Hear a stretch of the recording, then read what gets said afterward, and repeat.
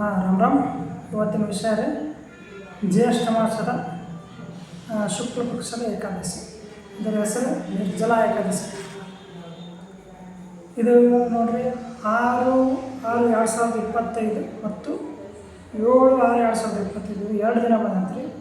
ಆದ ಕಾರಣ ಶುಕ್ರವಾರ ಮತ್ತು ಶನಿವಾರ ಯಥಾಶಕ್ತಿ ನಿಮ್ಮ ಕೈಯಿಂದ ಎಷ್ಟು ಆಗುತ್ತೋ ಅಷ್ಟು ಏಕಾದಶಿ ಮಾಡೋದು. ಏಕಾದಶಿ ಅಂದ್ರೆ ಅರ್ಥ ಅಂತಂದರೆ ಉಪವಾಸ ಇರುತ್ತೆ. ನಮ್ಮ ಕಡೆಯಿಂದ ಎಷ್ಟು ಆಗುತ್ತೆ ಅಷ್ಟು.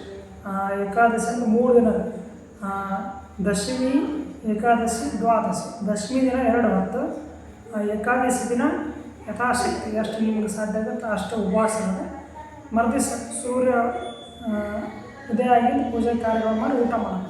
ಇದೇ ರೀತಿಯಿಂದ ಮಾಡ್ಕೊತ ಅಂದರೆ ನಿಮ್ಗೆ ದೇಹ ಶುದ್ಧಿ, ಮನಃಶುದ್ಧಿ ಮತ್ತು ಶಾಂತವಾಗಿರೋ ಚಿತ್ತ ಆಗೋಕ್ಕೆ ಸಾಧ್ಯ ಆಗುತ್ತೆ. ಮತ್ತು ಇದರದ ವಿಶೇಷತೆ ಏನಂತಂದರೆ ವೃಷಭ ರಾಶಿಗೆ ಇದ್ರಲ್ಲಿ ಆದ ಕಾರಣ ಪಾಂಡವ ದ್ವಾದಶಿ ಅಂತ ಪ್ರಸಿದ್ಧವಾಗಿದೆ. ಆ ಪಾಂಡವದ ದ್ವಾದಶಿ ದಿನವೂ ಉಪವಾಸ ಮಾಡಿದ ನಂತರ ಪಾಂಡವರು ಎಷ್ಟು ಸದೃಢವಾಗಿದ್ದರು ಆ ರೀತಿ ನಮಗೂ ಇರೋಕ್ಕೆ ಸಾಧ್ಯ ಆಗುತ್ತೆ. ಮತ್ತು ನೀವು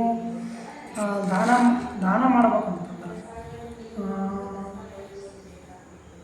ಬಟ್ಟೆ ಮತ್ತೇನಾರ ಮಾಡ್ಬೋದು. ಮತ್ತು ಇದು ಯಾರು ಆರಾಧನೆ ಮಾಡ್ಬೇಕು, ತ್ರಿವಿಕ್ರಮ ರೂಪಿ ಆರಾಧನೆ ಮಾಡಬೇಕು. ಆದ ಕಾರಣ ನೀವು ಸದಾಕಾಲ ಭಗವನ್ ನಾಮಸ್ಮರಣೆ ಮಾಡುತ್ತಾ ಸದಾಕಾಲ ಇರಿ. ಒಂದು ನಿಮಿಷ.